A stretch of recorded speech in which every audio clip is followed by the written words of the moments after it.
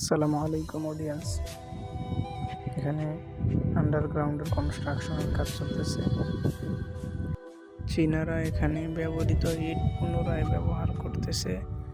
Mixer মেশিনের সাহায্যে cement বালির মর্টার তৈরি করেছে এবং ক্রেনের ইউজ করতেছে। তারা যে কোনো কাজের ক্ষেত্রে ইকুইপমেন্টের ব্যবহার বেশি করে থাকে। তারা ইকুইপমেন্টের মাধ্যমে বেশি কাজ সম্পন্ন করে।